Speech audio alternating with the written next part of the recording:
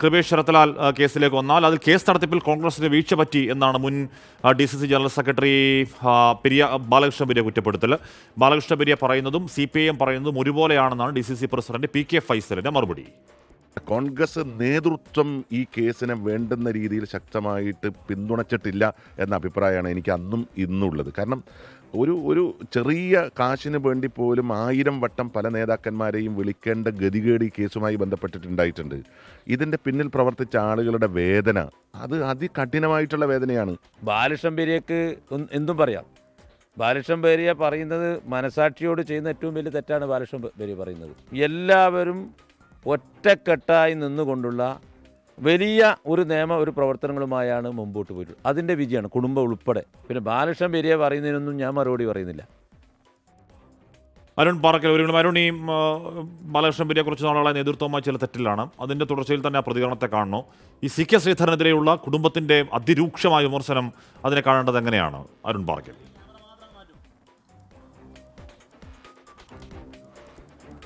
Hashmi, CBI കോടതിയുടെ വിധി വന്നതിന് ശേഷമാണിപ്പോൾ കുടുംബം അതുമായി ബന്ധപ്പെട്ട കാര്യങ്ങൾ വ്യക്തമാക്കിയത്. ഉടൻ തന്നെ ഈ 10 പ്രതികളെ കുറ്റവിമുക്തനാക്കിയതിൽ ബന്ധപ്പെട്ട് മേൽക്കോടതിയെ സമീപിക്കാനാണ്, അപ്പീൽ നൽകാനാണ് ഈ കുടുംബത്തിന് തീരുമാനം. കൃപേഷിൻ്റെ കുടുംബവും ശരത്ലാലിൻ്റെ കുടുംബവുമായി നമ്മൾ സംസാരിച്ചിരുന്നു. ആ ഘട്ടത്തിലൊക്കെ അവർ പറയുന്നത് ഈ 10 പ്രതികളിൽ CBI കണ്ടെത്തിയ 10 പ്രതികളിൽ ഭൂരിഭാഗം പ്രതികളും ഇതിൽ ശിക്ഷിക്കപ്പെട്ടിട്ടില്ല. അതുമാത്രമല്ല ക്രൈംബ്രാഞ്ചിൻ്റെ ഒപ്പം ഉള്ള പ്രതികളും അത് ശിക്ഷിക്കപ്പെട്ടിട്ടില്ല. ഇവർക്ക് കൃത്യമായൊരു ശിക്ഷ വേണം, തക്കതായ ശിക്ഷ നൽകണമെന്ന് കുടുംബം ആവശ്യപ്പെടുന്നുണ്ട്.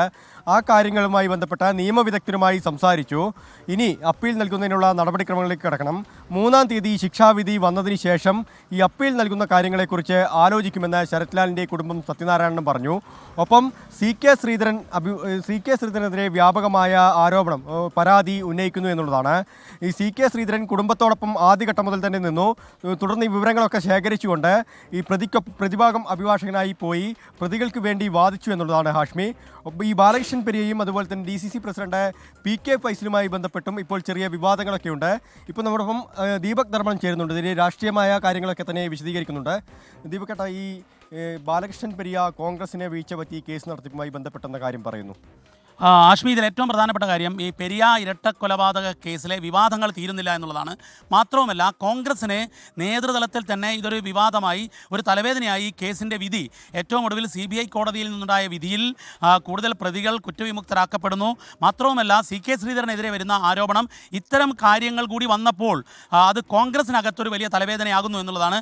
മാത്രവുമല്ല, ഇതുമായി ബന്ധപ്പെട്ട് കൂടുതൽ വിവാദങ്ങളിലേക്ക് പോകേണ്ടതില്ല എന്നൊരു തീരുമാനമാണ് CPIM നേതൃത്വം ഏറ്റെടുത്തത്. കാരണം CPIM-ൻ്റെ സംസ്ഥാന നേതാക്കൾ ഉൾപ്പെടെയുള്ളവർ ഈ കാര്യത്തിൽ വളരെ മിതത്വത്തോടെയുള്ള പ്രതികരണമാണ് നടത്തുന്നത്. എന്നാൽ അതേ സമയത്ത് തന്നെ രാഷ്ട്രീയമായി CPIM-ന് ഈ കേസിൽ ഒരു ഗുണമുണ്ടായിട്ടുണ്ട്. കാരണം ഇതിലെ പൊളിറ്റിക്കൽ കോൺസ്പിറസിയിലേക്ക് കോടതി തെളിഞ്ഞില്ല. കോടതിയിൽ CBIക്ക് തെളിയിക്കാൻ, CBIയുടെ പ്രോസിക്യൂഷന് തെളിയിക്കാൻ സാധിച്ചില്ല എന്നുള്ളതാണ് പ്രധാനപ്പെട്ട കാര്യം. അങ്ങനെ നോക്കുമ്പോൾ രാഷ്ട്രീയമായി CPIM-ന് ആ ഗുണമുണ്ടായിട്ട് പോലും രാഷ്ട്രീയ പ്രതികരണങ്ങൾ കൂടുതൽ വേണ്ടതില്ല എന്ന നിലപാടിലാണ് CPIM സംസ്ഥാന സെക്രട്ടറി MV ഗോവിന്ദൻ മാസ്റ്റർ ഉൾപ്പെടെയുള്ള നേതാക്കളെത്തിയത്. പക്ഷേ എന്നാൽ കോൺഗ്രസിനകത്താണെങ്കിൽ ഇത് വലിയ രാഷ്ട്രീയ വിവാദമായി, പാർട്ടിക്കകത്തെ പ്രശ്നങ്ങൾ കൂടി ഇതിലേക്ക് വലിച്ചിഴക്കപ്പെടുന്ന രീതിയിലേക്ക് എത്തുന്നു. അതാണ് നേരത്തെ അരുൺ പറഞ്ഞ ബാലകൃഷ്ണൻ പെരിയ ഉൾപ്പെടെയുള്ളവർ കോൺഗ്രസ് നേതൃത്വത്തിന് ഈ കേസിൻ്റെ നടത്തിപ്പിൽ വീഴ്ച പറ്റി എന്ന ഗുരുതരമായ ആരോപണത്തിലേക്ക് എത്തിയിരിക്കുന്നത്.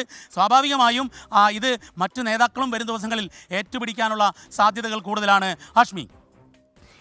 ഓക്കെ, ദീപക് നർമ്മടവും അരുൺ പാർക്കലുമാണ് ആ വാർത്തയുടെ വിവരങ്ങൾ നൽകിയത്.